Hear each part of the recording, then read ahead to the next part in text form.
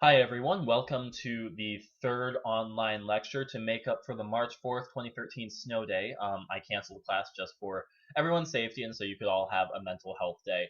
What I want to do in this lecture is real quickly give you some notes on the informative speeches. We just finished up the informative speeches and I'm recording this before I have handed back grades. However, I noticed that there were quite a few things that were trends that I think everybody could improve on. A quick note on the informative speeches, and I don't necessarily mean this to be a chastisement. All right, I was not disappointed in the speeches. Overall, everybody did very well. We had lots of B's and a few low A's. However, nobody really stood out from the pack. No one came anywhere close to having a perfect score, which I usually have at least one or two on every speech. So I was a little surprised by that. What I want to emphasize is that a lot of what what brought people down was details. Sometimes paying attention to details can make a huge difference in how your speech actually turns out. So I want to be clear. There is nothing wrong with a B grade. There's nothing even really wrong with a C grade if that's what you're going for in this class. I understand. Public speaking is not for everyone. However, for those of you who really want to excel and who really want to get the highest possible grade in this class, I would suggest start focusing on the details. That means in your outline, that means in your speech, that means practice, practice, practice. Just kick it up a notch if you want to get a higher grade on this next speech, all right? So I just wanted to lay that out there. Again, scores were not bad on this speech, but I was a little surprised that no one really reached into the high A's for this class. So just my thoughts on that. With that being said, I do want to give you a little heads up on extra credit. The extra credit word for this particular lecture is apricot. All right? So remember, that's going to be on an extra credit quiz that I'm going to set up here. Hopefully tonight I'll have that done for you. So you've already received two other words in the first two lectures. Your third word is apricot. So the first thing I want to emphasize, work on your eye contact. That was a consistent thing for most people on their delivery section of the rubric. Some of you, I will say, had excellent eye contact. Some of you, I was incredibly impressed. Those of you who had strong eye contact, I've never seen eye contact that good in class. However, remember, you need to be using note cards as a reminder, not as your crutch. This is not a script and this is not something that you should be totally relying on. Use it as your backup plan in a way, okay? You should have practiced enough to where you just kind of know where your speech is supposed to go and what you're supposed to say. When you do have eye contact with your audience, some of you had eye contact, but it was only to half of the room. You had a tendency to just hold your head a particular way that you focused on one half of the room. Don't neglect a portion of your audience. Make sure that you are making eye contact across the room. In a speech that is a little bit longer, like the persuasive speech that's coming up, maybe even consider trying to make eye contact with each audience member a certain number of times throughout the speech. Make it a little game for yourself in a way. But regardless of whether you do that or not, be sure that you hit all of your audience. Make sure you're sweeping the whole room. And again, practice, practice, practice. In order to have proper eye contact, you need to have practiced enough to where, again, the note card serves as a reminder, not a crutch. So again, I emphasize practice, all right? Moving on to transitions and internal summaries. Transitions and internal summaries, they are something that can take practice. However, I want to be clear, those tended to be a little bit of a problem area for most of you. Just make them simple. Some of you, I think, got a little caught up in trying to make them kind of eclectic or really blend them in well with the speech, and that can work, but they still have to be clear enough that we understand that they are transitions, that they are statements which are meant to move us from one point to another. So if you need to, make them simple. All you have to do is pretty blatantly say, now that we have discussed this topic, we can move on to this topic. clearly signpost them. Uh, what I just did. Now that we have discussed this topic, we can move on to this topic. Simple words like now, first, second, etc. Those are clear signposts that indicate, all right, we're moving on. We've got another point coming up. What are we listening to? All right, signpost. If you need a reminder of the signpost definition, look at your book. Give us a little bit of a pause before moving on to your next point. I know that that seems kind of silly that you are supposed to talk, but no. Feel free to say blah blah blah. Here I am at the end of my first point. Now that we've discussed that first point, however, we can move on to that second point. That's all it takes. You just have to give us that little moment to recognize, all right, that flow of thought is done.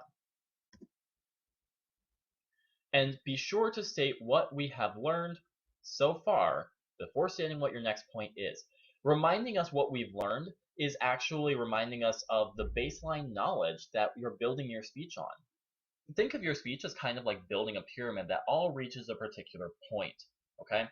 Therefore, you need to keep reminding us, all right, we have a first level. Now we're moving on to that second level. Okay, the first and second level are clear, they're our foundation. Let's move on to the third level. And so on and so forth. Okay, so make sure that you are doing internal summaries. That's what those are. Remind us what we've learned before we can move on to learn some more. All right, here we go. Outlines. I want you to please, please, please remember the outline structure. I'm very grateful to all of you. I should say, I did not have any bullet points that I can remember from your outlines, and that's great. Everybody really attempted the outline structure, and I'm very happy for that. These were some of the highest outline grades for the most part that I've ever seen. But there were some tiny little structural issues. Remember the formatting of it that I want you to do. Remember, point 1, this is followed by your capital letter A, capital letter B, etc. Remember, every A needs a B. Every Roman numeral 1 needs a Roman numeral 2. I haven't included that on this slide, but every Roman numeral 1 needs a 2. All right?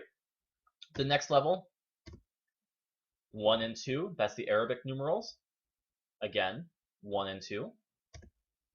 And then this is followed by your lowercase a and b. You should not need to go anywhere beyond the lowercase a, lowercase b. If you do, then it may be time to reconsider your maybe time to reconsider how you're approaching your speech. You're probably getting into a little bit too much detail for the short amount of time we have. All right. Something to note: we do use the indentations. Not all of these should be on one level. You need to use the tab and tab over one space for every new level of outline you are creating. Most of you did that. Some of you did not. Please keep that in mind. All right? So remember the outline structure. Again, they were great outlines for the most part. I was very pleased. However, I just want to keep reminding you, again, those details are where you're going to start losing points as we continue throughout the course. All right. APA citation and references. This was where I started having some problems. First of all, in your outline, you do need to have proper in-text citations. You need to show me in your outline where you are going to be citing sources in your speech. And again, this can happen one of two ways. You can write it up in the actual sentence itself that you're using in your outline.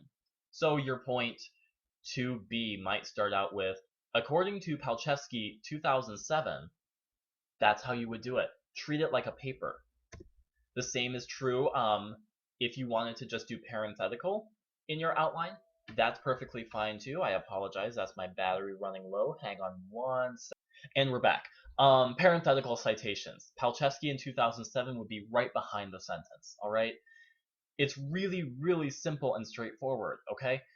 It's just a matter of taking that time and those detailed lenses to make this work, all right? You do need in-text citations. Please remember that where you have those in your outline, you should also be saying those in your speech while you are delivering it. You will say, According to Palczewski in 2007 in the Journal of Rhetoric Studies, you're going to cite them. You have to. Otherwise, your audience doesn't know where your information is coming from. And please remember, alphabetize your references. This seems like a minor detail, but it's really the way that those reading your paper or reading your reference page for a speech are going to be checking back for where they can find more information. So for example, if I wanted to check out more on what Dr. Palczewski said in 2007 in the Journal of Rhetoric Studies, I'm going to go to your references and say, all right, her name begins with a P. I need to go down to P's. It's probably right after O. I know this. All right? That's why you alphabetize. So please, please, please alphabetize your references. Start practicing for your paper writing, for future speeches, etc. Speaking of sources, be sure to include all of your sources used. If you used 4 sources but you only put 3 in your references, that's plagiarism. All right? Include every source that you cite in your speech. Be sure to include enough sources. All right? I don't think there were any problems here this class, but that's a consistent problem every year. There's always at least 1 or 2 people where that's a serious issue. All right? Be sure to include enough sources. Be sure to orally cite all sources listed in your reference page. Some of you had 5 or 6 references listed, but I could only hear 2 or 3 referenced in your actual speech, and your outline did not clarify any either.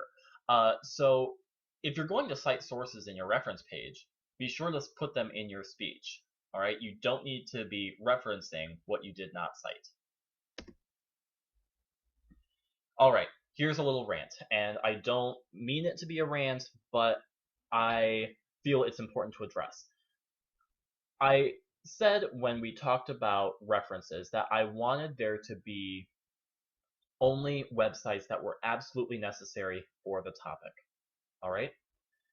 Instead, I got references that were primarily websites. I saw very little genuine research aside from a Google search being done, and I got things like there were a couple of about.com articles, which I did say in class, no, we need more than about.com. We need to actually be practicing research and using those library resources, using Google Scholar resources, actually digging into stuff that is credible information. Therefore, I am laying down the hammer. No more websites. You can use newspaper articles that you find on news websites. Those are credible. You can still use stuff like .govs or .edus potentially, maybe .orgs depending, but no more websites, please. All right? I will not treat websites like a source if I get them in the persuasive speech. You need to be doing stronger work than that. So, if you have any questions, feel free to ask me.